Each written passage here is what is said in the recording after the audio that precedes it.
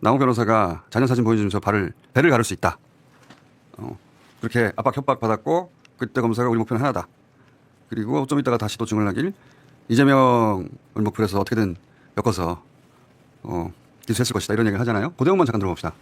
그날 제가 증언을 거부하고 밤에 늦게 이제 정의권 부장하고 면담을 했는데 배를 갈라서 장기를 다 꺼낼 수도 있고 판부만 도려낼 수도 있다 하면서 애들 사진 보여주셨고 애들 봐야 하지 않겠냐. 우리 목표는 하나다. 잘 생각 사건이 이재명 대통령을 기소하기 위한 거는 다 알고 계실 겁니다. 대장동 사건은 어떤 상황이 되었든지 간에 이재명 대통령은 기소가 되셨을 겁니다. 자, 그리고 뭐 재창영 녹취를 정진상 실장 잡으려고 실장님으로 바꾼 거라든가 또 김용을 잡기 위해서 유동규 씨가 자기 빚 3억을 갚은 것을 김용에게 정치장으로 줬다고 한 거짓말을 그 당사자가 이건 직접 들어봅시다. 당사자가 등판해서 그 돈 제가 받은 거예요 라고 했던 장면도 하이라이트 중에 하나인데 그 잠깐 들어봅시다. 유동규한테 3억을 빌려줬습니까? 리모델링 조합장을 할 때 제가 3억을 빌려줬습니다. 자, 빌려줬다까지는 왜 들어요? 빌려줬다가 받았다까지 들어야지. 하여튼 그건 다시 이따가 들어보기로 합시다. 퍼니퍼 시간에. 이런 내용들 그리고 이제 노정면 의원이 어제 저희 방송에 나와서 핵심 물증으로 당시 제출이 됐던 대북 사건에서 해외 회의록 5건이 있는데 해외 회의록을 그때 당시 해외 숙소에서 뭐 비즈니스 센터나 거기 있는 공용 컴퓨터를 작성했다고 했는데 그 호텔에 갔더니 비즈니스 센터 아예 없다더라라고 하는 그러니까 이 회의록도 허위인 거죠. 그 내용을 1시간에 걸쳐서 노정면 TV에서 저희 방송에서도 했고 퍼디퍼에서 어제 저녁에 노정면 TV에서도 1시간에 걸쳐서 자세히 얘기했거든요.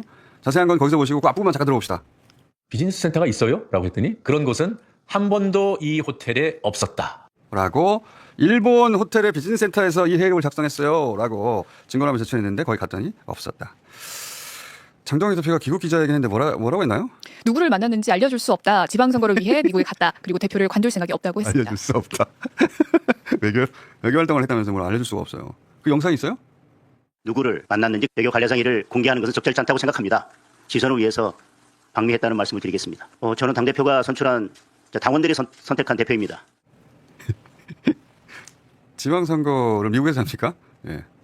민주당의 전략자산이에요. 자, 전쟁 업데이트 추가 병력 투입을 요청했었다. 자, 국회가 개엄 해제된 게 12월 4일 1시 3분이었거든요. 근데 이제 대통령실에 해제 국무회의가 열린 건 새벽 4시 되었잖아요. 그렇습니다. 새벽 4시 30분경 한덕수 주재 국무회의가 열렸습니다. 자, 그러면은 윤석열은 1시 3분 계엄이 해제 결의된 이후 어디서 뭘 했느냐.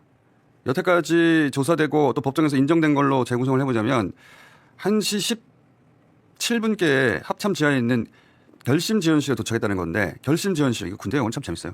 결심지원이 뭐냐면 지휘관이 전쟁 중에 상황 판단하고 결심할 수 있도록 도와준다 이런 뜻이에요. 결심지원. 군대 영어는 참 웃겨요. 하여튼 그런 방에 당시 누가 함께 있었는지는 시사인이 보도한 적이 있죠. 그렇습니다. 김용현 국방부 장관과 박안수 계엄사령관, 인성환 국가안보실 2차장과 최병호 국방비서관, 김철진 국방부 군사보좌관 등이 당시 있었다고 시사인이 보도했습니다. 그런 사람들이 쭉 있었는데 여기서 윤석열이 김용현에게 국회 몇 명 투입했어? 이렇게 묻고 대화를 나누며 화를 냈다는 거 아닙니까? 네, 그렇습니다. 윤석열이 국회 병력을 몇 명이나 투입했냐고 하자 김용현이 500명 정도라고 하니 윤석열이 그거 가지고 부족하다니까 1000명을 보냈어야지라며 화를 냈었다고 합니다. 네, 그렇게 또 보도가 됐었고 그리고 윤석열이 계엄 2번, 3번 걸면 된다라고 했다고 당시 그 방에 머물다가 나온 방첩사 모 장교가 기억이 생생했던 계엄 직후 12월 공수처 수사에서도 밝혔고 그다음에 2월 검찰 수사에서도 밝혔고 그리고 방첩사 내부 대화방에서 그 내용도 공유했었다고 하고 이 내란 재판에서도 관련 증언을 했었거든요. 그 영상 있습니까? 윤석열 대통령은 12월 4일 01시 17분경 김용현 피고인 박안수 총장과 함께 전투통제실 안으로 들어간 것으로 확인이 됩니다. 증인도 안으로 들어가셨습니까? 네, 들어갔습니다. 윤석열 대통령의 발언 내용 기억이 나는 대로 한번 말씀해 보시겠습니까? 일단 핑계라는 단어가 기억나고 그러게 잡으라고 했잖아요 라고 문장이 기억나고 다시 걸면 된다라는 문장이 기억납니다. 그때 제 기억에는 언성이 높으셨던 걸로 기억합니다. 윤석열 대통령이 혹시 2번, 3번 하면 된다 이런 이야기 한 적 있습니까? 네, 제 기억에 있는 걸로 알고 있습니다. 자, 그리고 윤석열이 이진우 전 수방사령관에게 전화해서 해제안 통과돼도 2번, 3번 계엄하면 되니까 계속 밀어붙이라고 한 지시 역시 내란 수계 1심 재판에서 인정이 됐어요. 왜냐하면 검찰 조사에서는 이진수 전 사령관 인정했다가 그런 말을 들었다고 법정에서 부인했지만 그때 당시 부관이었던 오상배 대위 그리고 운전병이 그런 통화를 옆에서 들었다고 증언을 했거든요. 예. 그래서 빼박 인정이 됐고 그리고 김용현이 그 결심지에서 노사원과 통화했다는 거 아닙니까? 그렇습니다. 새벽 1시 38분 2초 통화 직후에 다시 노상원이 전화를 해서 1분여간 통화한 뒤 3분 뒤에 또 다시 전화를 합니다. 2분여간 통화를 했고요. 그리고 2시 반경 또 2분여간 통화를 했다고 합니다. 그때 했다는 말은 이제 상원아 이제 더 이상 어떻게 하냐 이렇게 말을 했다는 거고 그걸 들었다는 거고요. 그리고 다른 사람 다 나가라고 한 뒤에 윤석열, 김용현, 박안수 셋만 남았을 때 윤석열이 법령집을 가져오라고 했다는 거예요. 이것도 증언에서 나온 건데. 당시 장관님 따라 들어갔을 때 대통령님께서 국회 법령집을 달라고 찾으셨고 법령집을 받아서 다시 안에 넣어드렸습니다. 자, 거기서 이제 개헌 보시면 이게 요거만 다 이강길 씨가 처음 이 얘기를 안 했어요 여태까지. 안 하다가 지금 법정에 나와서 이강길 씨는 대장동 사업 첫 번째 민간 사업자예요. 그러니까 조호영에게 대출 커미션을 준 게 이강길이에요. 10억 3천만 원을 준 게 이강길인데 10억이나 줬어. 지금 이게 법정의 증언 녹취서거든요. 이강길이 저희 재판에 나와서 한 그건데 이강길이 뭐라고 합니까? 대검에서 전부 사실을 어느 정도 파악하고 있었고 저희 대출 재료가 쭉 하다가 당시 면담 형식이었지만 수사관님이 그것을 물었던 것은 사실입니다. 하니까 검사가 뭘 물어봤어요? 그랬더니 조호영에게 제가 돈을 줬는지 이런 부분들은 따로 물어봤습니다라고 하니까 검사가 화들짝 놀라면서 위증하시면 안 됩니다. 라고 난리가 났어요. 기대했던 거가 다른 답변인 거예요. 네. 또 검사가 대검 중수부에서 당시 증인에게 조호영에게 10억 3천만 원을 줬냐고 물어봤나요? 하니까 10억 하려고 얘기를 하려니까 갑자기 변호인 측이 재판장님이 있습니다. 지금 검사는 계속해서 증인을 겁박합니다 해서 법정에 아수라장이 됐습니다. 검찰에서는 이렇게 얘기 안 했거든요. 검찰 수사 단계에서는. 근데 법정에 나와서 당시 대검 수사관이 조호영에게 내가 돈 준 거 나뿐만 아니고 다른 사업장에서도 조호영에게 돈을 준 사실을 커미션을 준 사실을 다 알고 근데 왜 조호영을 받았냐가 되는 거지 이렇게 되면. 근데 여기서 끝나는 게 아니고 그 수사관이 뭐라고 하냐면 자 그건 알겠으니까 조서를 안 남긴 거예요. 그리고 나서 이강길 씨 그 부산저축은행이랑 대장동 그 사업장 관계 없다는 거 대출만 해줬지 부산저축은행이 뭐 차명 사업장이랄지 이게 아니라는 확인서 한 장 써오세요라고 한 거예요. 확인서를. 근데 이강길이 아니 그러면 저 조호영이나 저렇게 커미션 이건 어떻게 합니까? 그건 빼세요. 조호영 등에게 이제 불법 수수료를 많이 줬잖아요. 근데 그거 준 거는 빼세요라고 하고 그때부터 사건이 그냥 암장 만족. 그러니까 부산저축은행 사건이 그때 수사가 됐어야 했는데 그때 수사했던 수사팀이 이걸 봐준 거예요. 그러니까요. 그렇다 보니까 얘가 범죄 사실이 너무 많다 보니까 윤석열 본인이 출국금지 시켰잖아요 지금 조호영을. 근데 이런 것들이 이제 다 나오고 있는 단계이기 때문에 제가 왜 이 말씀드리면 이때 당시 윤석열 주인 검사가 제대로 수사했다면 이 업자들이 나중에 사업 못하고 그냥 봐줬을 리가 있나? 끝났던 거예요. 그냥 봐줬을 리가 있나 여기서? 그러니까 지금 뭐 검찰이 뭐 추징금을 뭐 환수를 못해서 어쩌고저쩌고 항소폭이 어쩌고 이렇게 주장을 하잖아요. 그게 아니라 원죄 자체가 대검 중수부 검찰에 있습니다. 근데 왜 봐줬을까? 이렇게 명백한 사건을? 아까 제가 보여드렸잖아요. 남욱 박영수 그 라인 때문에 봐준 거죠. 1억 5천만 원을 어떻게 주냐면 착수금은 5천이고 이 사건 다 끝나고 불이건 됐잖아요. 조호영이 빠져나갔잖아요. 성공부수로 1억을 지급을 합니다. 그거를 조호영이 얘기를 해요. 검찰 수사에서. 1억 5천을 네. 박영수 그러니까요. 변호사에게. 그러니까 박영수는 이때 선임계도 내지 않고 뒤에서 전화 변론을 하면서 1억 5천을 받은 건데 이런 것들을 보면 윤석열이 이렇게 하지 않고서 이게 가능한 일입니까? 평검사가 가능합니까? 배경에 뉴트 깅그리치가 있다는 사실입니다. 그 뉴트 깅그리치 잘 아시다시피 과거에 공화당 소속 전 하원의장까지 지낸 사람인데요. 이 사람이 미셸 박스기를 주한미 대사직에 추천했다는 것이 미국의 극우 보수 매체인 뉴스맥스가 지난 2024년 12월 29일에 보도했다는 사실입니다. 보십시오. 타이밍이 정말 절묘하지 않습니까? 12월 3일에 내란이 일어나서 한 달도 안 된 시점이고요. 또 저와 공장장님이 얘기 나눴습니다만 브래드 셔먼 의원과 공장장님이 계엄군이 혹시 북한군으로 가장해서 시민이나 유력 인사들을 체포할 수 있다는 정보가 있다고 발표한 것과 거의 같은 시점에 추천 논의가 있었다는 사실이에요. 그래서 제 생각에는 만일에 셔먼 의원과 공장장님께서 제보받은 그 정보가 말씀은 안 하셨지만 주한 미국 대사관에서 왔다면 주한 미국 대사라는 자리는 대한민국의 운명을 좌지우지할 수도 있다고 생각을 했습니다. 한 가지만 더 깅그리치에 대해서 말씀드리면요. 이 사람 우리가 너무도 잘 아는 미국 보수진영 최대 행사 CPAC이라고 있잖아요. CPAC, 예. 예, 이전에는 보수주의자들이 모여서 토론회나 하고 세미나나 하는 단체였어요. 근데 이거를 극우 운동단체로 변화시킨 장본인입니다. 그래서 그의 별명이 의회 내 원전 에어컨이라는 사실이고요. 최근에는 통일교 기관지나 다름없는 워싱턴 타임즈, 워싱턴 포스트가 아니라 워싱턴 타임즈에 이재명 정부가 교회를 습격하고 종교를 탄압한다는 기사를 쓰고 있어요. 연재로. 그래서 우리가 너무 잘 기억하는 이재명 대통령과 트럼프 첫 한미 정상회담 때 숙청이니 혁명이니 교회 탄압, 미군 기지 수사 같은 단어를 쓴 것도 바로 CPAC과 CPAC 코리아 그리고 뉴트 깅그리치 같은 한미 간 극우 세력의 영향이 분명히 있었던 것이고요. 이런 세력들과 스틸 지명자가 연결되어 있기 때문에 그래서 이게 단순히 한 사람의 대사를 임명하는 문제가 아니라 우리나라에 어쩌면 명운을 가릴 수도 있는 엄중한 문제라고 생각을 해서 호소문을 쓰게 되었습니다. 야, 그러니까 뉴 깅그리치가 CPAC하고 연결돼 있다면 CPAC 코리아는 또 NHN하고 연결돼 있고 NHN은 김건희 씨하고 연결돼 있는데 쭉쭉쭉 그리고 윤석열하고 연결돼 있고 부정선거하고 연결돼 있는데 이렇게 쭉 연결된 거리 속에 이 지명자가 있는 거네요.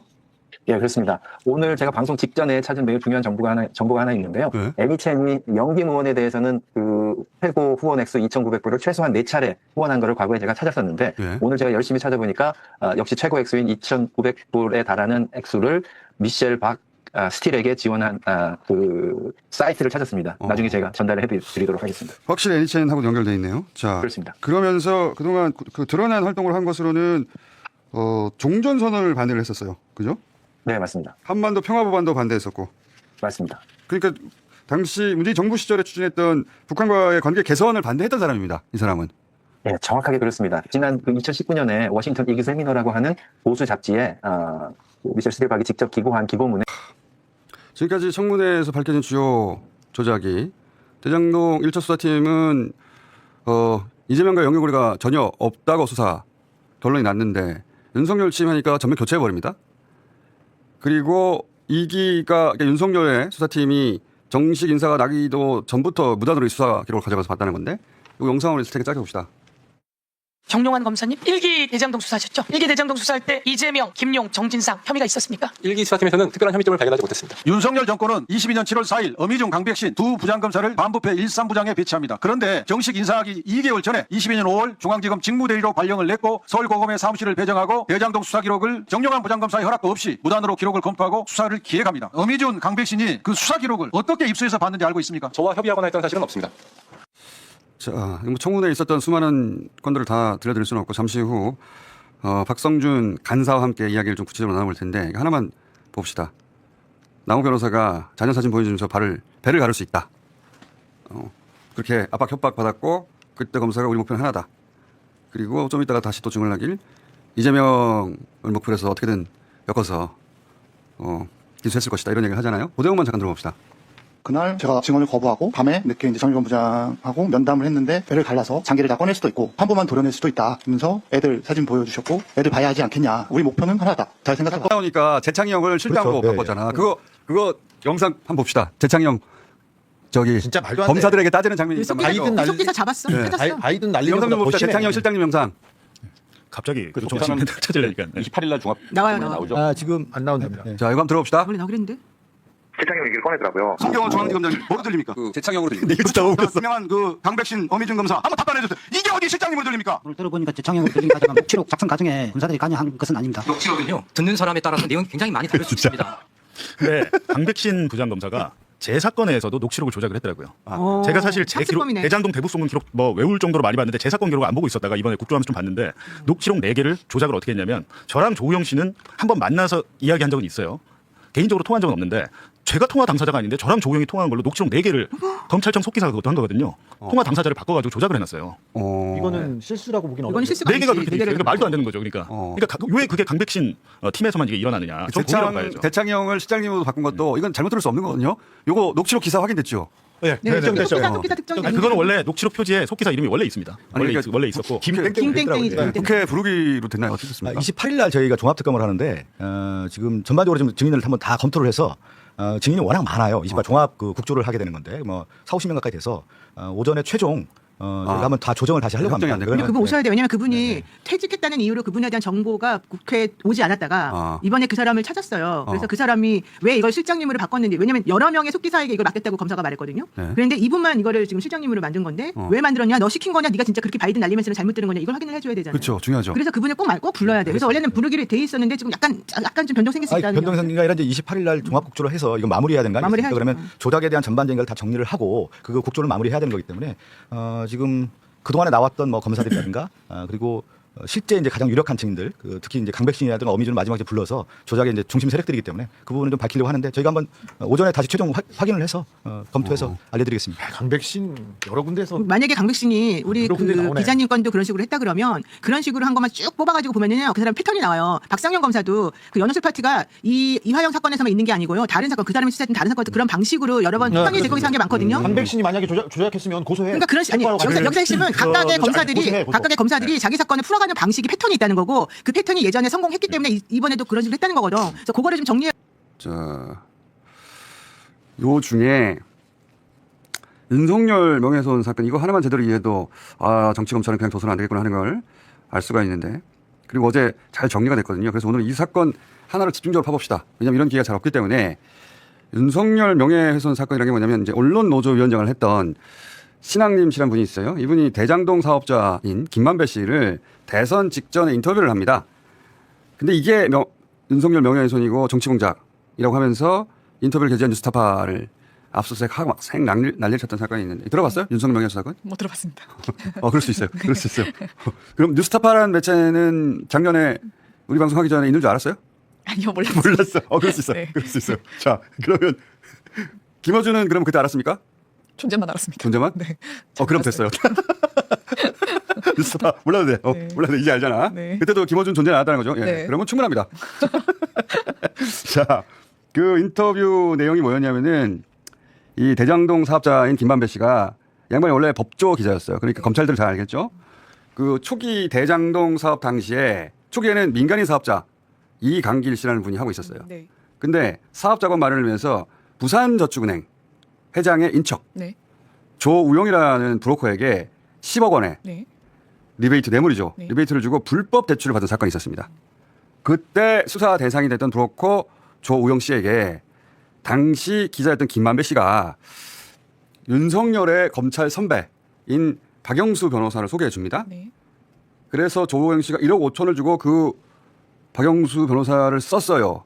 그랬더니 출국 금지가 됐던 조우영이 마지막 조사에선 그냥 커피 한 잔 마시고 나왔고 그리고 다 끝났다. 그렇게 수사가 무마됐더라 하는 이야기를 김만배 씨가 그때 한 거예요. 인터뷰에서. 네. 그런데 그때 그 수사를 한 사람이 누구냐. 대검 중수부의 윤석열. 훼손인가. 그 명예훼손 프레임은 재판 첫날 다 깨지는데 왜냐하면 재판장이 아니 그 명예훼손인지 아닌지 보려면 당시에 윤석열이 실제로 이 수사를 봐줬는지 조우영을 봐줬는지 네. 이거부터 확인해야 되겠구만 라고 말을 합니다. 그 조우영을 봐줬다고 할 때 등장한 에피소드가 커피 한 잔 주더니 바로 나왔다 이거거든요. 자, 그 다음 대목을 봅시다. 재판부에서도 부산저축은행 대장동 수사 당시에 과연 윤석열이가 이 사건을 봐줬느냐, 조우영에 대한 사건을 봐줬느냐가 핵심이라고 판사님도 이렇게 얘기했다는 것이죠. 예, 맞습니다. 2011년 당시 부산저축은행 수사 라인인데요. 윤석열이 중수 이과장으로 대장동 초기 사업자인 이강길에 대한 대검 중수부 수사가 진행이 됩니다. 윤석열이가 조우영에 대해서 출국 금지를 합니다. 조우영을 불러서 커피 한 잔 타줬다는 그것이 2011년 9월 달에 이루어집니다. 대가로 박영수는 조우영으로부터 1억 6천만 원 받게 됩니다. 조우영 씨가 본인의 범죄 4건에 대해서 자백했다는 진술이 있던데 네, 맞습니다. 자, 예금보험공사의 공동검사에도 부산저축은행에 대해서 불법 대출을 확인했습니다. 수사해야 된다라고 예보가 대검 중수부에 보낸 거 아닙니까? 당시에 윤석열 대선 후보가 대장동 대출은 PF 대출 아니라고 그랬는데 그렇죠. 2011년 4월에 예보가 부동산 PF 대출이 맞다라고 문건을 작성한 겁니다. 심지어는 부산저축은행에서 조우영에 대해서 수사해달라고 공문을 보냅니다. 근데 대검 중수부가 제대로 수사를 안 하니까 예금보험공사가 수사를 해달라고 고발장을 거듭 요청을 하죠. 이강길 씨 초기 민간사업자도 법정에서 차 한잔 마시고 다 무마하고 그냥 왔다. 다음 조사는 없을 것이다. 걱정하지 마라. 라고 박영수 변호사를 산 덕에 잘 되었다. 라고 얘기를 합니다. 이철수 씨라고 조우영 사촌 형인데요. 첫 번째 조사를 받고 조우영이 패닉 상태로 왔는데 두 번째 조사를 너무나 다른 분위기로 커피만 마시고 그냥 왔다. 자, 부산저축은행 불법 대출 실제로 했다는 거예요. 예금보험공사가 그래서 중수부에 수사 요청을 했다고 하는 겁니다. 근데 수사가 무마됐다. 윤석열은 이에 대해서 대선 기간에 아니 그것은 PF 대출이 아니라 일반 대출에서 수사 대상이 아니었어. 이런 식으로 해명했거든요. 영상 있으면 잠깐 봅시다. 이거는 부산저축은행이 했던 일반적인 대출이었을 것으로 판단이 됩니다. 저렇게 변명을 했는데 근데 실제로는 부동산 PF 대출이 맞다고 예금보험공사가 네. 확인을 한 거예요. 그런데도 커피 한 잔 하고 끝났다는 겁니다. 그러니까 윤석열이 수사를 무마한 거 아니냐? 이렇게 의혹 제기될 수밖에 없고 그리고 지금 뉴스타파 두 기자의 재판이 지금도 진행 중이거든요. 네. 그 재판에서 그런 상황이 계속해서 제기되고 있어요. 그런데 왜 1년 6개월이나 지나서 명예훼손 되지도 않은 사건을 아주 대대적으로 난리법석을 떨었냐. 그 검찰에서 요구했다는 거예요. 빼라고. 이거 봐준 거지 뭐야. 명확하잖아요. 예. 그리고 나서 후배 검사에게 물어요. 선배로서. 자, 이것도 봅시다. 또 하나, 증인 한 검사를 한 15년 했습니까? 20년 넘었습니다. 20년 넘었죠. 명예훼손 사건에서 피해자가 고소도, 고발도, 진정도, 투소도 처벌해달라는 의사표시도 하지 않은데 이렇게 명예훼손 사건을 검사가 직접 나서서 수사한 적이 증인 몇 번이나 있었습니까? 이게 처음이죠. 이 사건은 단순한 명예훼손 사건이 아니고 아니 그러니까 명예훼손 사건에서 증인이 수사한 적이 있어? 이거 말고 저는 수사 오래 했습니다. 나 검사 사업에서 명예훼손 사건에서 피해자가 고소, 고발, 진정, 투소 처벌해달라는 의사표시하는데 스스로 나서서 나 수사한 적 한 번도 없고 그리고 수사했단 말을 들어본 적도 없고 본 적도 없어요. 이것은 그야말로 검찰 조직이 윤석열의 사유물이 된 결정적인 사건입니다. 윤석열의 심기 경호를 위해서 검찰 조직이 흥신소로 전락했어. 윤석열의 하차업자로 전락한 겁니다. 왜 이런 수사를 했습니까? 전혀 그렇지 않습니다. 증인의 영달을 위해서 대통령의 심기 경호를 위해서 충실하게 하였을 검찰 조직을 상납한 겁니다. 윤석열 대통령이. 이거 창피하지 않아요? 부끄럽거나 창피한 일 한 적 전혀 없습니다. 부끄러워 아시기 바랍니다. 자, 이제 이 사건을 전체적으로 이해하셨죠? 네. 네. 이 사건은 사실 대선 당시에도 이 탐사 취재를 하는 기자들 사이에서는 이거 큰 문제가 된다라고 했었어요. 네. 그런데 이제 주류 매체들은 이 사안을 이렇게 깊이 있게 보도하지 않았었어요. 저는 다스베이단이 하는 곳에서 뉴스 공장이 이야기를 했는데 혼자서 뭐 할 수 있는 일이 그렇게 많지는 않아요. 예, 알리긴 했는데 열심히. 그리고 몇몇 그 매체들도 이야기를 하긴 했는데 이렇게 종합적으로 처음부터 이재명을 잡기 위해서였다. 2년 가까이 재판을 받고 있습니다. 최초의 공소장을 받아보고 깜짝 놀랐습니다. 피해자라고 적시되어 있는 윤석열 씨만큼이나 이름이 많이 등장하는 게 이재명 당대표입니다. 이 보도 내용과 이재명을 연결시켜주는 증거는 그 어디에도 없습니다. 그러니까 이재명 구속 1차로 실패하자 바로 이 사건을 기획을 했고 또 수원지검에서는 대북 송금 사건 조작을 시작했다. 시기적으로 딱 맞아떨어지죠. 그리고 뉴스타파 잡겠다고 했는데 실제로 이재명 이름이 잔뜩 등장하더라. 이 보도하고 이재명과 아무 상관도 없는데 이재명이 그런 허위 보도를 사주했다. 라고 만들어 가려고 했던 거예요. 사실 이 수사 때 저도 이 기자들과 저와의 연락상을 검찰이 엄청 뒤졌어요. 예. 같이 잡아들라고. 네. 제가 절대로 안 잡힙니다. 예. 자, 정치검찰 나쁩니까? 안 나쁩니까? 나쁘네요. 나쁘죠. 알고 보니까. 이게 끝이 아니에요. 양문환 의원이 이어서 당시 수사했던 강백신 검사. 강백신 검사는 여러 차례 청문회에 등장했는데 이 장면만 보시면 이제 누군지 아실 겁니다. 고함 쳤던 검사였죠. 영상 잠깐 봅시다. 그래서 박준수의 할수 있게끔 해주시. 그렇죠. 근데 1심에서는 이걸 몰랐는데 2심에서 본인 휴대폰 구글 타임라인이 있다는 걸 알았던 거야. 네. 그래서 2심에서 봐봐. 나 거기 안 갔지. 하고 구글 타임라인을 제출했어요. 제출했는데 세상에 법원이 이걸 안 받아들여요. 반전까지 했는데. 법원이 이걸 안 받아들였어요. 이거 그러니까 재판부도 이거 따져야 됩니다. 구글 타임라인이라는 건 변경도 안 돼요. 예. 그래서 휴대폰이 그 띄워봤어요. 구글 타임라인 지도를. 저기서 유원 홀딩스로 가야 되는데 돈을 받으려면 저기서 돈을 줬다고 했으니까 가야 되는데 걸로 안 가는 거야 지금 구글 타임라인이. 이게 나왔으면 끝나야 되는 거잖아요. 제가 저기 위에 지금 화면에 3월 24일 그다음에 5월 3일인데 저게 왜 중요하냐면은 대장동 업자와 유동규가 돈을 주고받은 게 정확하게 기록으로 있는 게 4월 25일입니다. 4월 25일. 그 이후에 제가 돈을 받았다는 거예요. 그래서 이제 검찰이 맞추죠. 그런데 얘네들이 신문 조서에서 해가 쨍쨍했다고 그래요. 근데 그 이후에 보니까 비가 와가지고 해가 쨍쨍한 게 5월 3일입니다. 그래서 5월 3일 오후에 2월 4일 이후로 2월 4일 3월 24일 이후로 해가 쨍쨍 내렸잖아요. 연날에 보니까 5월 3일 나온 겁니다. 4월 25일 돈 받는 날 이후로. 근데 더 재밌는 게 1심에서 일단 대장동 쪽으로 그렇죠. 우리 넘어와야지. 넘어와야지 저한테 오죠. 오니까 그쪽에 넘어온 날이 2월이니까 그 이후로 해가 쨍쨍해야 되는 거야. 그래서 이제 5월 3일 처음에는 검사들이 오후에 제가 해가 쨍쨍할 때 돈을 받아갔다고 그러는데 우리 변호사들이 수사관처럼 이걸 했어요. 그러니까 그날 얘네들이 골프를 2번 쳤네. 제가 저거 만날 시간이 없는 거예요. 그러니까 공소장을 바꿔요. 퇴근하고 받아갔네? 이렇게 바뀌어서 저희는 게임 끝났다고 그런 거죠. 근데 그때 1심 마지막 단계에서 저를 변호하는 변호인이 마약수사 출신 변호인인데 혹시 구글 타임라인 쓰네요. 제가 뭔지 몰라서 모른다고 휴대폰에 설정되는지 몰랐던 거지. 그렇죠. 그러니까 이제 제가 아이디하고 비번을 갖다가 갖고 열어보니까 제가 소름 끼친 게 저게 5월 3일입니다. 저게 큰 화면에서 그렇지 우리가 이 자리에 있으면 구글 타임라인에 빨간 점들이 이 자리에 따다닥 찍힙니다. 시민단위로. 그렇죠. 손도 못 대는 거예요. GPS 기록들 이런 거 포함해서. 그게 몇십 미터 오차 정도로 네, 뛰거든요. 한 2km까지 오차가 있는데 한 점이 찍힐 수는 있어요. 튀어서. 근데 그거는 뭐 구동 원리에서 아무 이게 없는 건데 경로를 보는 거는 이렇게 점으로. 그런데 제가 더 재밌는 게 저 3월 4일이 왜 있냐면 제가 이제 1심 받아가지고 이제 설국 취소해서 있는데 제 자료를 이제 보지 않습니까? 막 이제 막 이거 말이 안 되니까 보는데 통화 기록이라든가 이런 걸 보니까 3월 윤석열 부친 집을 김만배 씨 누나가 샀는데 그 우연이라고 했는데 그때부터 진짜 말도 안 된다고. 우연일 가능성은 대한민국 부동산이 몇 개인데 지금 말이 안 되죠. 네, 단독주택이었습니다. 단독주택을 팔리지도 않는. 그 현금 주고 샀고 다 현금으로 샀어요. 누나가 알고 봤더니 집이 필요하지도 않아. 예, 그렇습니다. 네. 말도 안 되는 거였잖아요. 근데 드디어 이제 연결고리가 배경이 된 거죠. 변호사가 이게 박영수 변호사가 그 윤석열 선배 아닙니까? 직속. 네. 선배이기도 하고 정도가 아니고 멘토죠. 불사수 멘토 정도로 봐도 되고 끌어주는 사람. 네. 그 사람이 했는데 어떻게 모른다고 그래? 우연이라고 그래? 대선 때 모른다고 했던 것도 거짓말이라. 다 거짓말이지. 네, 근데 누가 했을지 몰랐는데. 그렇죠.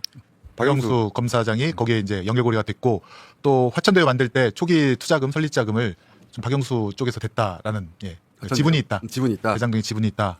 그것도 50억 얘기도 보도도 있었고요. 네. 근데 50억 얘기가 이제 대장동 중기하고 연결된 거거든요. 그렇습니다. 네. 초기에 이강길 씨가 지금 초기 얘기 많이 나왔어요. 청문회 때 이강길 씨가 이제 부산저축은행부터 대출 받았는데 불법 대출을 받았는데 그 수사를 박영수 변호사가 껴가지고 다 무마해주고 커피 한 잔 하고 가버렸다. 그래서 일단락이 됐는데. 자 1차 이게 1기야. 1기예요. 근데 2기가 있어. 2기가. 저희가 1기 때부터 쫓았는데 대선 때 저희가 계속 그 얘기를 했었는데 이강길 씨가 대장동 사업을 처음 만든 사람인데 이분이 거기에 있는 종중 땅을 다 정리합니다. 그런데 너무 힘들었어. 이 종중 땅을 다 정리해서 이강길이 이 사업 토대를 마치니까 그다음부터는 깡패들이 꼬인다. 그래서 저는 그때 1기 때 이강길을 만났어요. 왜 그러냐면 사업가인데 깡패들이 죽이려고 한다고 해서. 깡패는 또 주진이거든요. 그래서 깡패들이 그래서 대장동 커지기 전에 그렇죠. 1기 때 만난 거예요. 수원 깡패들이 와서 죽이려고 한다면서 차로 밀어가지고 차가 어디에 빠졌다. 그 얘기를 듣고 깡패가 그래서 갔어. 근데 깡패들이 왔을 때도 이강길이 흔들리지 않았어요. 그 사건을 지켰어. 돈이 컸고 이강길 씨가 사업 수완이 좋은 사람이었어. 그래가지고 깡패를 물리쳤어요.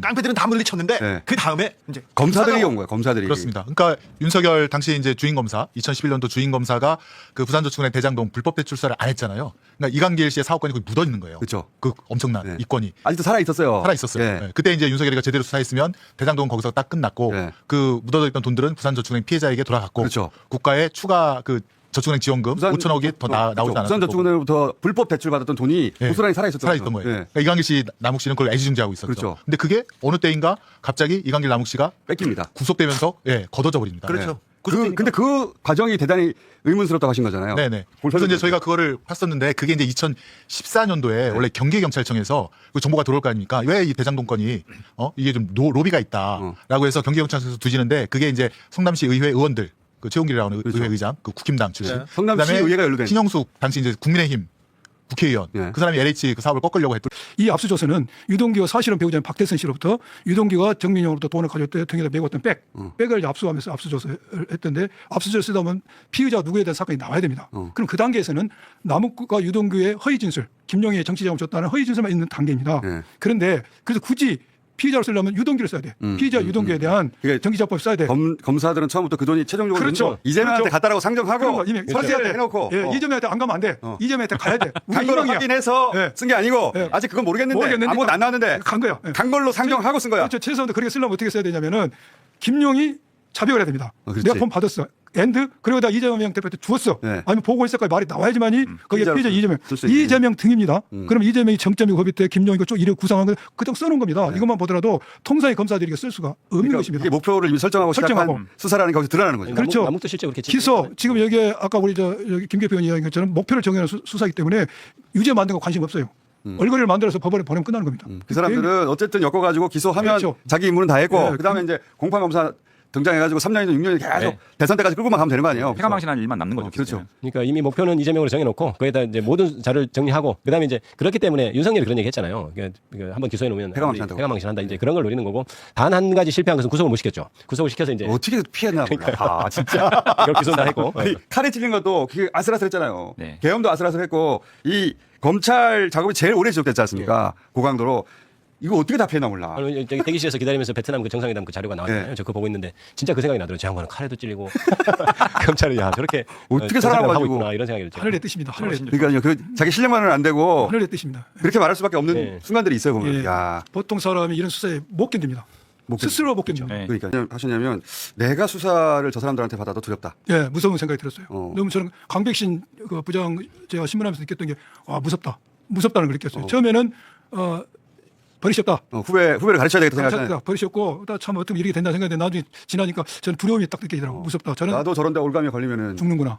그래서 이제 검찰이 수사 개시권 없어지고 영장 청구권과 기소권을 가지고 있는데 저런 검사들이 기소권과 영장 청구권을 가지고도 얼마든지 두 개만 가지고도 무서운 결과를 가져왔다. 저는 굉장히 섬뜩함을 느꼈어요.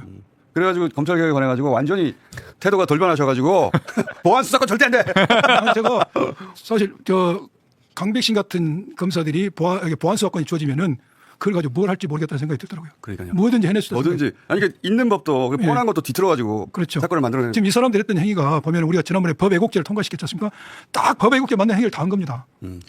그 질의할 때도 보시면은 아니 이거 고소고발 사건인데 이거 전례가 없는 형식으로 진행되는 거 아니냐. 근데 자기 잘못 없대잖아요. 그렇죠. 부끄러움을 몰라요.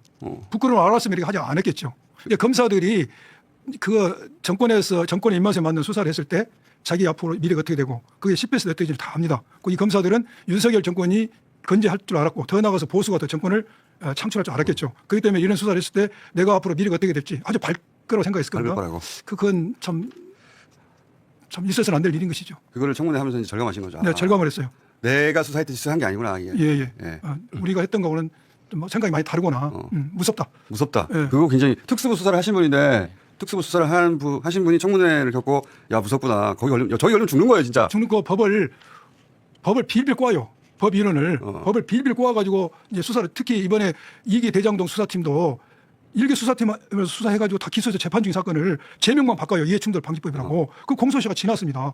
검사가 그래 수사할 수가 없는 거예요. 이걸 봤을 때 무섭고 빌빌 꼬아요. 제가 그래서 그랬습니다. 곡학아세가 아니라 곡법아권. 법을 비빌 꼬아서 권세에 와버. 잘 귀에 안 들어오네요. 곡학아세가 아니라 곡법하고 법을 비틀어서 왜곡해서 권세에 와버했다. 저는 청문회 보면서 저도 무슨 생각이 들었냐면 야 저기 걸렸는데 살아남을 수 있는 사람이 있을까? 저도 걸리고. 그 정치인들 중에 살아남은 유일한 사람이 사실상 이재명 대통령이에요. 그렇죠. 그러니까 그동안 이제 특수부 수사 중에서 굉장히 위험하게 수사를 하는 사람들이 간혹 이제 보여요. 같이 일하다 보면 저게 두 분 다 특수부 출신입니다. 저렇게 언제가 있어요? 아니 그러니까 결국 목표를 정해놓고 그냥 거기 갖다 맞추는 거 아까 우리 양구란 의원께서 말씀하시기를 법을 이렇게 비비 꼰다고 했잖아요. 그러니까 이상한 게 나왔다고요?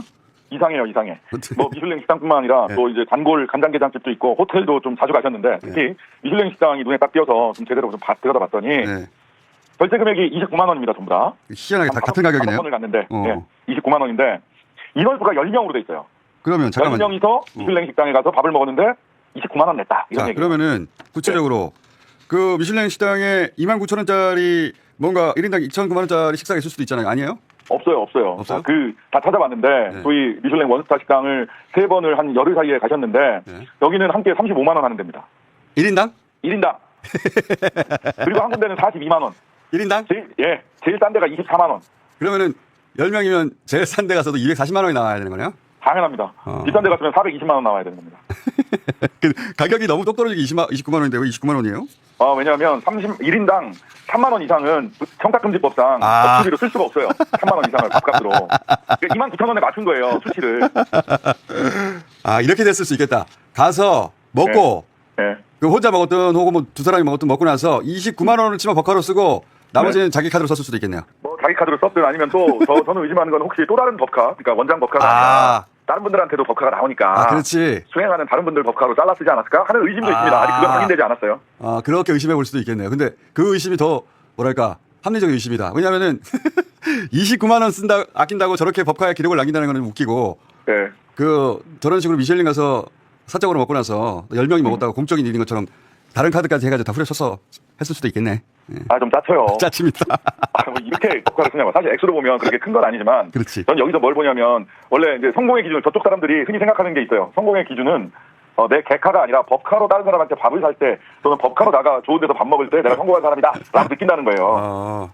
그렇지. 그런 성공을 느끼려면 미슐랭 3스타 정도 가가지고 한 끼에 뭐 4-50만 원 하는 밥을 여러 사람한테 사줬어야 되지. 근데 이거는 참 짜칩니다. 29,000원짜리. 아니, 우리 여기 진짜 미슐랭 우리나라에서 하나밖에 없는 미슐랭 3스타 식당도 있거든요. 근데 29만 원으로 10명이 먹었다라고 하면 그 셰프님이 정말 민망할 거야. 반찬만 먹은 거 아니야? 반찬만? 아니면 한 그릇 시켜놓고 10명이 대기하고 있다가 뭐 전체가 나오면 한 명이 가서 먹고 그다음에 메인이 나오면 그 다음에 가서 또 몇 사람이 가서 먹고. 반찬 세트 29만 원짜리 29,000원짜리 있는지 확인해 보세요. 반찬 세트. 반찬 세트. 커피만 마셨나? 10명이 모여서. 근데 한 식당은 전화를 해보니까 일단 10명이 들어가는 방이 없어요. 방이 없어. 가장 많이 수용할 수 예약 가능한 인원이 6명이 됩니다. 그러니까 바톤 터치하면서 먹은 거 아니에요? 그러니까 한 명씩 돌아가면서. 바톤 터치하면서 10명이 반찬만 먹고 나오겠습니다. 이런 체험이 아니었을까. 자, 진짜 짜치는데. 대장동 그분이란 동아일보가 보도가 저게 그 대선 5달 앞두고 나왔거든요. 저게 국면을 전환시켰어요. 완전히 전환시켰죠. 그런데 어쨌든 이번 청문회에서 그분이란 정영학 녹취록에 저게 있다고 보도가 됐었는데 없다라는 게 그때도 알려줬다는 거 아니에요? 그때도 알려줬어요. 그때도 알려줬어. 전혀 없다. 그분이라는 워딩이. 그러니까 잠깐만요. 이게 뭐냐면 이제 이 대동 사업자 김만배 씨의 녹취록 속에 천화동인 1호 배당금 절반 그 돈은 그분 그러니까 이재명 것이다. 그렇죠. 라고 하는 그분이라는 녹취가 있다라고 보도가 됐단 말이죠. 저 보도가 나오고 나서 국민의힘에서 프랭카드를 걸기 시작한 그분은 누구냐고. 그렇죠. 그러니까 그분이 실명을 저기서 기사에서 거론하진 않았지만 이재명을 지목한다는 건 우리 다 알고 있잖아요. 다 알고 있죠. 그러니까 그분이라는 게 녹취록에도 없는데 동아일보 기자가 소설을 쓴 건 아닐 테고 누군가 던져줬을 거 아니에요, 저 먹잇감을. 누가 던져줬을지는 뻔합니다. 대개 보면은 서초동 편집국장이 던져줘. 그러니까 중앙정원 3차장이 원래 그 언론역 담당하니까 그때도 아마 그랬을 거예요. 그러면 저게 대선 5달을 앞두고 그때 수사팀장은 이번에도 청문회에서 나왔지만 김태훈 지금 남부지검장이 그때 일기 수사팀장이었잖아요. 맞습니다. 법조팀 기자단 간사한테까지 가서 그런 거 없다. 저거 완전 대형 오보다. 라고 했는데도 정정이 안 되더라는 거 아니에요. 맞습니다. 그 이후로도 계속 언론에서 그분만 계속 나왔어. 계속 나왔죠. 그러니까 그게 딱 일반 국민들 머리에는 각인이 돼버린 거예요. 이게 받았냐 받았어. 그분이 600억을 가져간다는 거냐. 그렇죠. 저 프레임은 그분이 600억 지금 받아간다는 거예요. 그러니까 제가 말하고 싶은 거는 지금이라도 저 동아일보 그때 다 실명이 돼 있으니까 고도의 유원모 법조팀 기자예요. 동아일보에. 지금도 있을 겁니다. 그 당시에 이용당한 거 아니에요? 네네. 아니면 공모를 했거나. 저거야말로 대선 저는 공모까지는 아니었을 설마 그렇게까지는 너무 위험한 공모지. 나도 이용당했다고 이용 당했을 거라고 생각해요. 그럼 이거는 취재원 보호의 문제는 아니에요. 취재원 보호라는 거는 자기가 어떤 공적인 그런 취재를 위해 했을 때 그 제보자를 보호하는 거지. 저거는 자기가 이용당한 거잖아요. 그 검찰의 누군가에게서 이용당한 거잖아요. 악의적으로. 그렇습니다. 누구한테 저 먹잇감을 받았는지 밝혀야 됩니다. 밝혀야 됩니다. 밝혀야 됩니다. 저거는. 수사라도 해야 됩니다. 아니 수사하기 전에 언론 기자라면은 저 고도의 유원모 기자가 저 먹잇감을 그때 어떤 이유로 누가 어떻게 던져줬는지를 말해줘야 돼요. 맞습니다. 저거야말로 정말 대선 공작 기사죠. 그렇죠. 뉴스타파를 기소할 게 아니라 저걸 기소해야 되는 거예요. 근데 오히려 윤석열 사단은 그 대장동 수사를 부실하게 했다는 걸 그러니까 올바른 보도를 했던 뉴스타파라든가 뭐 JTBC라든가 경향신문을 오히려 때려잡지 않았습니까? 그러니까 제가 적반하장이죠, 완전. 이번 사건이 저 동아일보 기사가 다시 한번 소환되는 게 어떻게 보면 우리가 앞으로 지금 검찰개혁, 사법개혁, 노동개혁 그다음에 언론개혁 분명히 있어야 될 거잖아요. 언론개혁이 다른 게 아니에요. 사실은 제가 봤을 때 가장 먼저 해야 될 거는 일단 고질적인 우리나라의 출입처 기자단이 어떻게 출입처를 위주로 해서 기자단이 꾸려져 있잖아요. 사실 기자단이라는 게 그 안에 들어가 있으면은 온갖 나쁜 짓이나 나쁜 짓은 다 여기서 이루어집니다. 야합, 단합. 심지어는 어쨌든 지금은 안 그렇겠지만 제가 있을 때만 해도 기자단에 간사가 있잖아요. 주간 간사가 있고 야간 간사 따로 있었어. 그래서 밤에 뭐 놀러 다니고 이럴 땐 야간 간사가 주로 뭐 하고 또 분기마다 아니면 전반기 후반기 해외 뭐 무슨 현지 취재라는 명목으로다가 해외 여행 가잖아요. 기자단 반은 뭐 미국파, 반은 뭐 유럽파. 그거 다 세금으로 가는 거거든요. 저도 사실 그때 있었습니다. 그런데 그때 그게 잘못인지 잘 몰랐어. 아, 기자들은 원래 이러도 되는 건가 보다. 드디어 나왔어. 남욱 변호사가 윤석열 부친 이 얘기부터 간단한 것부터 합시다. 윤석열 부친 집을 김만배 씨 누나가 샀는데 그 우연이라고 했는데 그때부터 진짜 말도 안 된다고. 우연일 가능성은 대한민국 부동산이 몇 개인데 지금 말이 안 되죠. 네, 단독 주택이었습니다. 단독 주택을 잘 팔리지도 않는. 그 현금 주고 샀고 다 현금으로 샀어요. 누나가 알고 봤더니 집이 필요하지도 않아. 예, 그렇습니다. 그 말도 안 되는 거였잖아요. 근데 드디어 이제 연결고리가 발견된 박영수 변호사가 박영수 변호사가 그 윤석열 선배 아닙니까? 직속. 네. 선배이기도 하고 정도가 아니고 멘토죠. 불사수 멘토 정도로 봐도 되고 끌어주는 사람. 그 사람이 했는데 어떻게 모른다 그래? 우연이라고 그래. 대선 때 모른다고 했던 것도 거짓말이라. 다 거짓말이지. 네, 거짓말이야. 누가 했을지 몰랐는데. 그렇죠. 박영수 검사장이 거기에 이제 연결고리가 됐고 또 화천대유 만들 때 초기 투자금 설립자금을 좀 박영수 쪽에서 됐다라는 지분이 있다. 지분이 있다. 대장동에 지분이 있다. 그것도 50억 그런 보도도 나왔고. 있었고요. 네. 근데 50억 얘기가 이제 대장동 중기하고 연결된 거거든요. 그렇습니다. 네. 초기에 이강길 씨가 지금 초기 얘기를 많이 나왔어요. 청문회 때 이강길 씨가 이제 부산저축은행부터 대출 받았는데 불법 대출을 받았는데 그 수사를 박영수 변호사가 껴가지고 다 무마해주고 커피 한 잔 하고 가버렸다. 그래서 일단락이 됐는데. 자, 1차 이게 1기야. 1기예요. 근데 2기가 있어. 2기가. 저희가 1기 때부터 쫓았는데 대선 때 저희가 계속 그 얘기를 했었는데 이강길 씨가 대장동 사업을 이거 진짜죠? 이거 사실은 제가 이 문제를 제기한 지가 1년이 훨씬 넘었는데 아무리 얘기를 해도 아무 곳에서 기사를 써주지 않아서 제가 바로 이 자리에서 제가 뉴스공장에서 이 얘기를 했었죠. 울문을 터뜨리면서 제가 했었던 기억이 나는데 이제서야 이게 이제 국회에서 공론화된 거예요. 공론화된 겁니다. 본인 휴대폰을 뺏겼는데 그 휴대폰에서 윤석열 잡아야 한다, 잡았다, 뭐 이런 문자가 나왔다. 윤석열 잡아야죠. 잡아야죠. 그러니까 이제 정확히 말씀을 드리면 제가 대선 20대 대선 3일 전에 제가 기사를 써요. 김만배 녹음 파일을 제가 공개를 하고 나니까 제 주변에도 보면 국민의힘 지지하는 지인들, 민주당 지지하는 지인들 많죠. 많은 사람들에게 제가 문자를 받았습니다. 근데 그 중에 민주당을 지지하는 사업하시는 분이 저한테 예쁜 짓 했네 이렇게 문자를 보내요. 그래서 제가 이제 워낙 가까우신 분이니까 킥킥거리면서 윤석열 잡아야죠. 뭐 저기 회장님도 사업 잘 되시길 바랍니다. 이렇게 제가 문자를 보냈어요. 그게 다예요. 근데 나중에 이제 제 휴대폰 포렌식을 할 때 그분과의 주고받은 문자가 있을 거 아니에요. 근데 윤석열 잡아야죠 있으니까 뭐 그 얘기를 했어요. 근데 나중에 제가 공판전 준비길이라고 기억나실 겁니다. 거기에 나갔더니 느닷없이 제가 보냈다는 문자가 윤석열 잡아야죠 한 건 했습니다라고 보냈다는 거예요. 근데 저는 그날 들으면서 한 건 했습니다는 뭐지? 궁금했고 그래서 제가 이제 압수수색 기억은 없는데. 네, 기억이 없어요. 그래서 제가 압수수색 당했다가 다시 돌려받은 휴대폰을 제가 그대로 가지고 있거든요. 지금도 제가 비행기 모드 걸어서 지금도 가지고 있어요. 손도 안 댔고 열어서 한번 봤어요. 그랬더니 없는 거예요. 한 건 했습니다. 그래서 제가 너무 답답해서 기사를 썼는데 아무 데서도 이걸 받아주질 않아요. 언론들이 너무 답답해서 제가 뉴스공장 SOS를 쳤잖아요.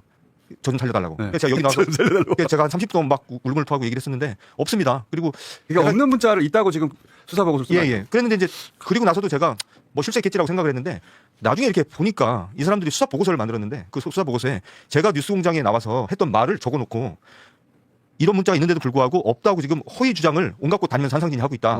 얘 처벌할 때 양형에 참고해 주세요. 이렇게 써놨어요. 제가 이 수사 보고서를 딱 보고 나니까 이건 이제 허위 공문서를 만들어서 행사한 거잖아요. 이거는 용서할 수 없다. 그래서 이제 그거를 지금 왜 없는 걸 있다고 그래서 하긴 뭐 그분도 없는 걸 있다고 동아일보의 배당금 절반은 그분 것 그거하고 똑같은 거네. 예, 어떻게 보면 뭐 비슷하죠. 예. 제가 이제 조만간 요 수사팀 전체에 대해서 요건 하나 가지고 되게 재밌을 것 같습니다. 저는 개인적으로 문자 딱 하나 가지고 검사들 한 10명쯤 고소하면 어떤 일이 벌어지는지 제가 한번 보고 싶어서 이제 준비하고 있습니다. 제가 이렇게 보면 이번 국정조사 청문회에서도 보고 그러면 한상진 기자나 봉지욱 기자나 보면서 내가 참 여러 가지 생각이 들더라고요. 나는 뭐 했나 그런 생각. 나는 뭐 했나. 내가 좀 부끄럽다는 생각 솔직히 들었어. 한번 당했어야 되는데. 아니 그래 두 분 정말로 내가 이번 보면서 진짜 마음속 깊이 정말 박수 쳤어요. 우리 앞으로 그 보상 충분히 다 받아야 된다고 내가 그렇게 생각해. 아니 저는 압수수색 전날 홍사원 선배랑 술 마셨거든요. 새벽 1시에 헤어지고 아침 8시 반부터 압수했다. 걱정하지 말라. 맞습니다. 동아일보 기사 좀 띄워봐주세요. 예. 자, 천화동인 1호. 저기 배당금이 1,200억이에요. 네. 예, 거기서 절반이 그분 것이다. 그분이 바로 이재명이다. 라고 이어지는 소설의 시작이 저 기사인데 그 사람들이 그분이란 말이 진짜로 있어? 600억. 왜냐면 천화동인 1호가 배당금이 1,200억인 건 사실이기 때문에 그럼 600억을 이재명이 먹었어? 그런데 그 녹취록에는 그분이란 단어가 없어요. 말이 아예 없어요. 네. 그리고 그 대화 내용은 저 돈은 유동규 씨 주는 돈이다라는 맥락으로 진행이 돼요. 그 말도 안 되는 거잖아요. 어떻게 이럴 수가 있습니까, 정말? 그러니까 휴대폰에 윤석열 잡았다 문자 없는데 있다고 쓰잖아요. 네. 없는데. 그러니까 아예 없는데. 아예 없는 거예요, 그냥. 비슷한 것도 아니고. 그 사기꾼들이지. 그렇죠. 이거 이렇게 한 사람들 감옥 다 쳐놔야 돼요. 맞습니다. 자, 전쟁 짧게 업데이트 합시다. 제가 이 전쟁 미국에서는 외교 관리 아니었나 봐요. JTBC 팩체크팀이 확인했더니 네. 그 차관보로 알려줬었는데 차관보 아니었다면서요. 그렇습니다. 미 국무부에 문의한 결과 공공외교 차관의 비서실장 개빈 왁스를 만났다고 합니다. 이게 왜 이렇게까지 팩체크팀이 나섰냐면은 화제가 된 게 다 함께 귀국하는 길이었는데 갑자기 나는 지금 국무부 일정이 있어 하고 되돌아간 거예요. 맞습니다. 혼자. 네. 그래서 이제 기자들이 궁금했어. 어떤 중요한 사람을 만나길래 갔을까? 그래서 물어봤더니 저런 답변을 한 거예요. 그런데 내놓은 게 저 등짝 사진인 거예요. 네. 그래서 궁금하잖아. 그래서 알아봤더니 국무부 장관도 아니고 차관도 아니고 차관보도 아니고 비서실장. 그것도 장관의 비서실장도 아니에요. 차관의 비서실장. 네. 장동혁 대표는 민주당의 전략 자산입니다. 열의를 하고 계십니다. 화이팅입니다, 진짜. 화이팅. 심심할 때마다 이런 좋은 뉴스를 감사합니다. 자, 어제 겸손은 힘들다 최서영입니다. 자, 요거 전작권 얘기 잠깐만 하고 넘어가죠. 어제였어. 중요한 이야기라. 브론슨 사령관이 전작권 환수 2029년 1분기까지 조건을 맞추겠다. 이 조건이 충족이 돼야 그 뒤에 전환이 되는 건데 트럼프 임기가 정확하게 언제까지입니까? 2029년 1월 20일까지입니다. 그런데 미국의 이제 차기 대통령이 선출되는 2028년 말이면 트럼프는 대통령으로서 이 외교적 의사결정 사실상 못해요. 그러니까 브론슨 사령관은 트럼프 임기 내내 안 하겠다는 소리거든요. 이게 자기가 뭔데 그런 결정을 해? 응? 이게 미 군부의 속내라고 저는 봅니다. 네. 한국은 미군에게 엄청나게 훌륭한 전략기지예요. 전 세계에서 가장 좋은 시설을 공짜로 우리가 제공하고 네. 있고 그래서 한국으로 발령내잖아요. 미군들이 엄청 좋아합니다. 안전하죠. 그리고 여기는 휴전 중이라 기술적으로는 이 추가 수당도 있어요. 네. 그리고 시설도 엄청나게 좋고 그래서 자기들끼리 미군들이 왜 자기들 이제 발령 나면 수대 발령 나면 그 PC에서 그거 확인하면서 찍어 올리는 영상들이 있어요. 한국 그러면 자기들끼리 난리 납니다. 그러면서 우리나라에 중국 그 감시하는 중국 턱 밑에 미사일 시스템 나타났잖아요. 네. 그리고 중국과 일본 사이에 했던 우리나라를 불침 항모라고 합니다. 이거 여러분 다시 한번 봅시다. 볼 때마다 열받아. The Republic of Korea looks like an island, or like a fixed aircraft carrier floating in the water between Japan and mainland China. 중국과 전쟁하면 우리나라 전체를 전쟁하는 배로 간주한다는 소리예요. 열 받아야 받아요. 너무 열받죠. 우리가 왜 전함이야? 여긴 사람 땅이야, 이 사람아. 전쟁하면 니네 땅에 가서 하라고. 진짜 열받는 소리거든요. 저 사람이 저런 사람이요. 그래서 이 동북아 지도를 거꾸로 놓고 본다고 했잖아요, 제가. 네. 이에 대해서 우리 국방부가 어제 이거는 주한미군 사령부 입장일 뿐이라고 했죠. 그렇습니다. 브런슨 사령관의 발언은 주한미군사의 의견이며 전작권 이전 시기는 SCM에서 한미 국방장관이 결정해 양국 대통령께 건의될 예정이라고 했습니다. 영상 봅시다. 어제 브런슨 사령관의 발언은 주한미군사의 의견을 언급한 것으로 전작권 전환 시기는 한미 군사당국의 건의를 기초로 SCM에서 한미 국방장관이 결정해서 양국 대통령께 건의될 예정입니다. 주한미군 입장 1분이라는 말은 그냥 이고 이렇게 넘어간 건데 SCM 한미 안보협의라고 있어요. 10월 달에 열거든요. 네. 여기서 한미 국방장관이 오케이 하면 저 일개 군인 말고 국방장관이 오케이 하면 그다음에 대통령이 결정한다 이 얘기예요. 근데 이거를 미 군부 일부가 막으려고 하는 것이다. 이 움직임과 연동되어 있는 게 최근에 갑자기 정동영 장관 물러나라는 소리 있잖아요. 네. 같은 맥락의 주장인데 이건 중요한 사항이라 오늘날 SG에서 다시 한번 자세히 다루겠습니다. 자, 종합특검이 심우정 전 검찰총장 관련 압수수색했어요. 그렇습니다. 2차 종합특검은 어제 심우정 전 검찰총장의 내란 중요임무 정사 혐의와 관련해 대검찰청을 압수수색했습니다. 이게 구체적으로 어떤 혐의예요? 계엄 당시 박성재 법무부 장관으로부터 합수부 검사 파견 지시를 받았다는 의혹과 윤석열 석방 당시 항고하지 않은 혐의 관련입니다.